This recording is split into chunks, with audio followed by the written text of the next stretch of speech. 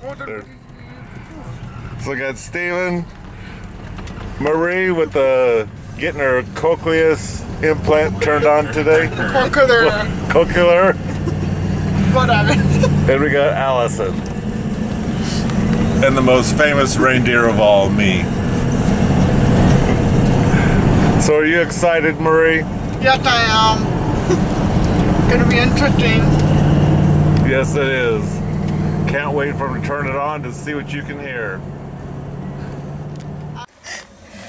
Thought it would do it, but whatever. Say, so you're welcome to. This is my dad, my brother, and my sister. Perfect. Okay. So 522. Perfect.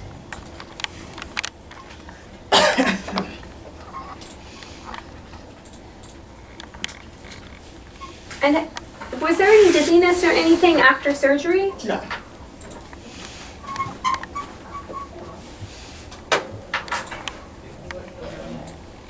And we ended up doing the left ear, correct? Yeah.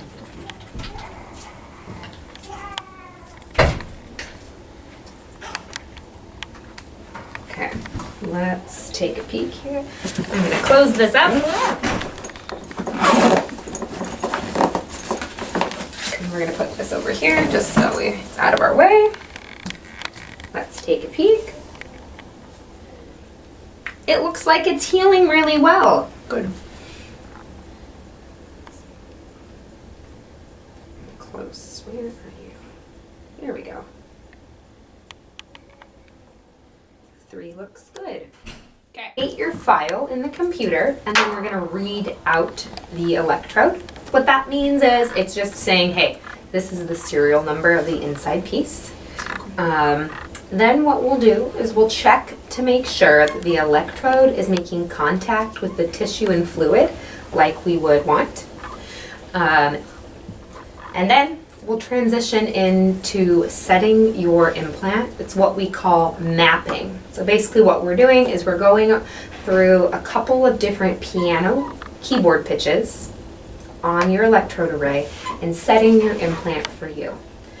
During that time, you'll just be hearing some beeps and buzzes, and it's not until we turn the implant on that the microphones will be active and that you're hearing sounds from the outside. So I always like to preface that with, I will let you guys know before I press, turn the volume on, the big wow moment, I'll let you know so that you guys can be aware. Okay.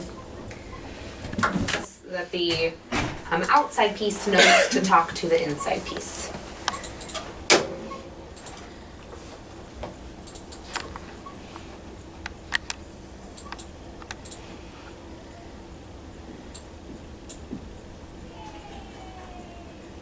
So now what we're doing is we're checking to make sure that the electrodes, all those little contacts in your inner ear, are making contact with the fluid and the nerve like we want them to.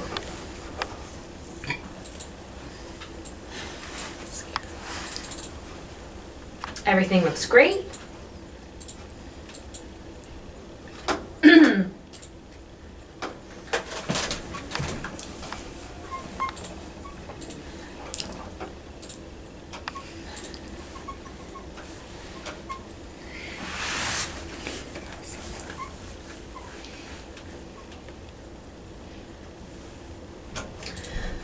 Okay, so now what we're going to do is you have 22 little piano keys in your ear. So what we're going to do is we're basically going to hit 5 different piano keys to see where you first are like, oh, I think that I can maybe hear that sound. We start really low because we don't know where that is. So basically we start by kind of tapping the piano key and then we hit it harder until you're like, okay, I hear it. What that means for you is that you might see me clicking buttons and you're not hearing anything. And that's okay. What we don't want to do is blast you out to start with. So we do slowly turn up the volume until you feel like you hear it.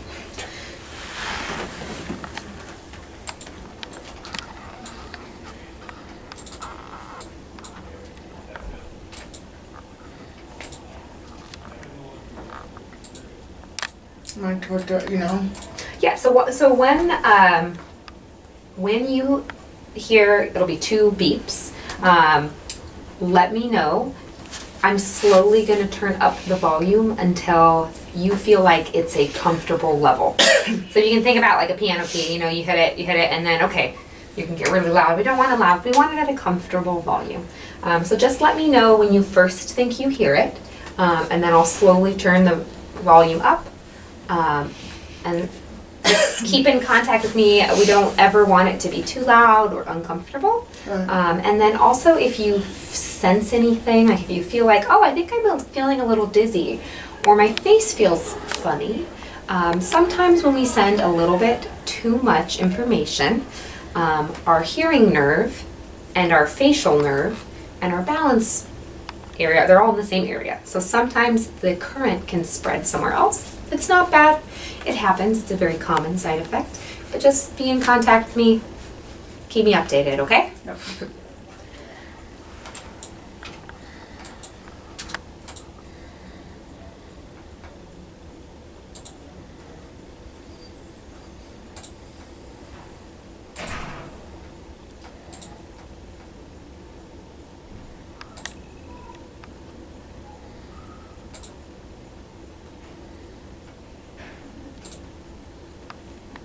Yeah, I'm feeling something. What's it feel like? I don't know. A lot of people describe it, who have had hearing loss for their whole life, they describe it as more of a feeling rather than like an actual hearing.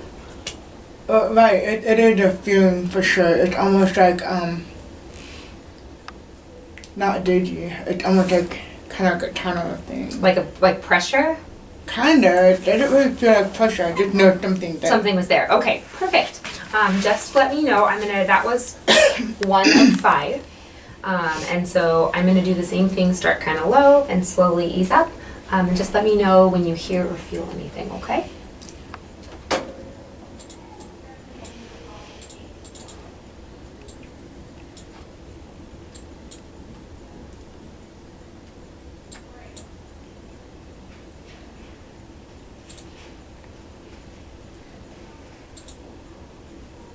I can feel it. What's it feel like? Same thing. Same Just, thing? Okay.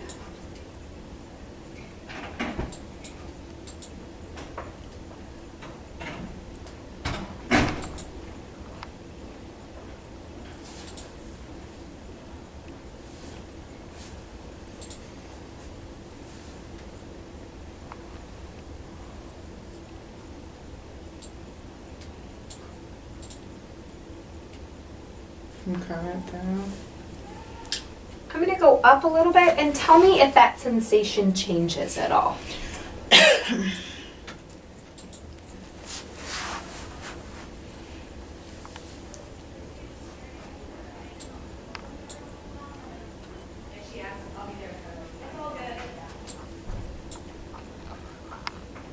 Yeah, it's just a little bit stronger. It's a little bit stronger. Okay.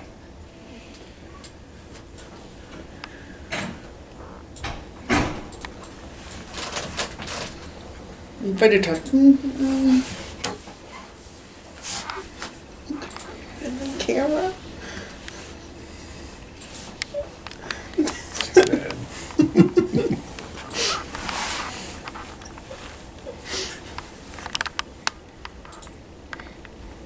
No. Okay. So. It's so weird because I've never really felt that. So it's like. And like I said, most patients who have had hearing loss for their whole life, like we know that you have, at first it is more of like a feeling, and not so much hearing because it hasn't heard like that before. But what we do know is that your brain has had some access to sound, and we know that because you've developed spoken language, and you can hear. You can hear things. So there is a highway for us to send information. It just will takes your brain a little bit of time to get on board for that sound.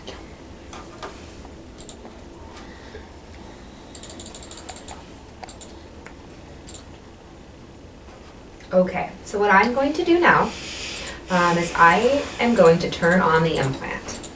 What that means is I'm dropping the volume very low, right? Because what we don't want to do is to turn on the volume too loud and to have it be too much for you. Today, our goal is to get you access to sound. It's day one of your lifelong journey. What that means is that we don't know what you're going to hear. It might sound bad. It might sound like beeps and buzzes or a robot. You might not hear anything besides mechanical noises, and that's okay. We don't expect you to be able, like those YouTube videos where it's like, oh, I hear everything. We don't necessarily expect that. That's 1 in a million.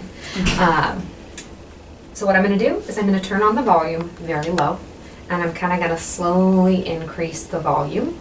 I'm going to have your family talk to you so that they're the first ones that you can hear. And when you feel like, or if you feel like you're sensing something, let me know. Keep in mind. But when I first sense it? Mm-hmm. Okay. And then I'll go up a little bit to see if that sensation is stronger. Okay? Do you want him to sit there? Yeah, I was saying, if you want to sit, Down. if you want to sit, you can move. You have a little bit better vantage point.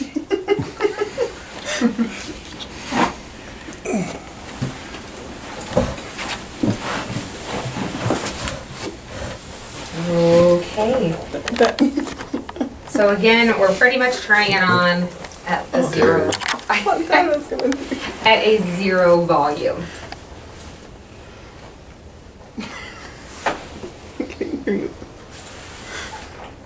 I can sense it. Go ahead, guys.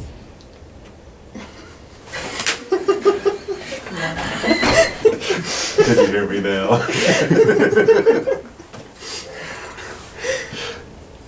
What does it feel like? Does it sound like a voice or just feels like something? It just feels like something.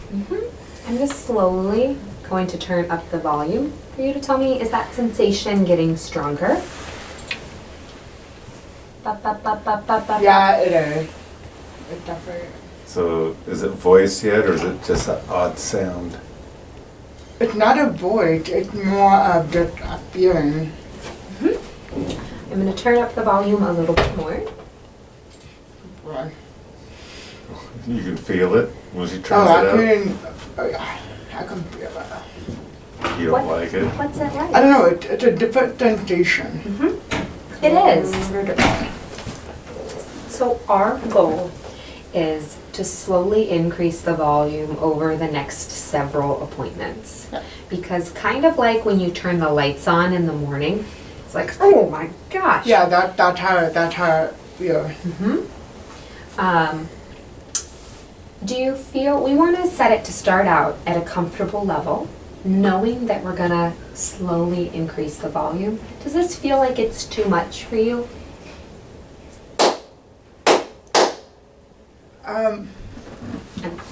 This is my monkey of noise. No. Now you need babies screaming. I know. So throughout the next month or so, you're probably going to notice that you're really tired. Just like when you were a little kid and you were growing and you're learning, your brain is constantly going to be, wow, this is something new that I haven't heard before. And so you might be really tired. Okay. And that's okay. We would want you to wear your implant all the time that you're awake. Right. To give your brain the most access to sound. And again, this is going to sound totally different in a month after we've continued to make changes and after your brain has adapted to it. Right now, we want to give your brain just a little puff of volume so that it can get used to it. And by tomorrow, you'll probably want to turn the volume up a little bit because you'll notice that you've gotten used to it. I see you back your next appointment. The 27th? Yes, the 27th. So I'm going to give you 4 different volume settings for you to slowly work up to, so that as your brain adapts, you can turn the volume up a little bit. And as it adapts, we'll turn the volume up a little bit more. Can I mute the T? Mm-hmm. Okay, go ahead. Huh? Now can you hear us? No? Okay. Totally down. Okay, I'm gonna turn up the volume a little bit. I think a lot of it was your hearing aid. Get it right. Up. But I don't hear that. It's just more of a sensation. Sensation. So that's what your brain's gonna have to get used to then, I guess. Yeah. Oh, that's weird. It's different. Yeah. But you're still reading lips big time. Yeah, I wouldn't be able to understand you if I did that. And that's okay. That's what we would expect on the first day. You've literally, none of us have heard this way before. This is your first day. What I would recommend is an hour a day. Try not using your hearing aid. I couldn't do that either. Yeah, so obviously don't do it in a situation where you need to hear, but that way it's forcing your brain to rely on your cochlear implant ear. So to hear the door slam, to hear the microwave ding, often the first sounds that patients say they hear aren't, siblings or dad talking to them. It's, the darn blinker is blinking at me. I can hear it clicking every time. Is that normal? It's like, yeah, that's a sound you haven't heard before. So keep track of sounds that keep track of your experience. Okay. I often tell people it can be helpful to kind of write down. It doesn't have to be formal. It can even be just like a note in your calendar on your phone that's, heard the microwave ding. Because in 3 months, when you feel like, wow, I'm just not doing as well as I thought I would, it's great to look back and see how far you've come. Right. So you said an hour. Can it be more than an hour? Oh, it can be more. or Yes, it can be more than an hour. We just recommend that you start with an hour. Okay. That would just so different. So I'm going to turn this off, and then I am going to make you 3 slightly louder, a volume ladder, if you will. So you can turn up the volume.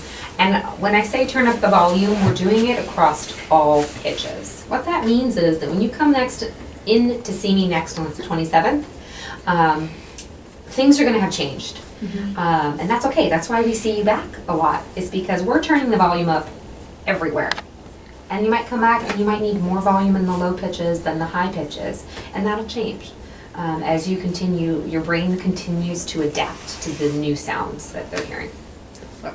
Okay, I'm going to turn this off, save it, and then we're going to go over how to turn the implant off and on, how to work the programs. Do you have an iPhone? No, but I just have an Android and I downloaded the app. An app, okay. Yes, so the app you can use as a remote control. They give you a remote control, but you can also and pair it with the app. Okay. So let me save this.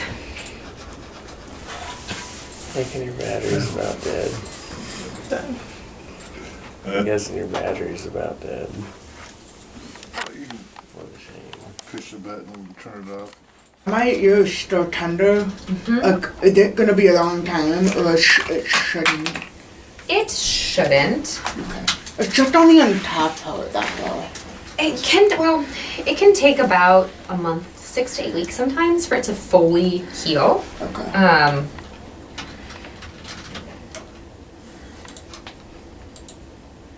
Well, could I put on the glasses on? I had it put back on it, and it made my face so tense up. So I just put on my contacts.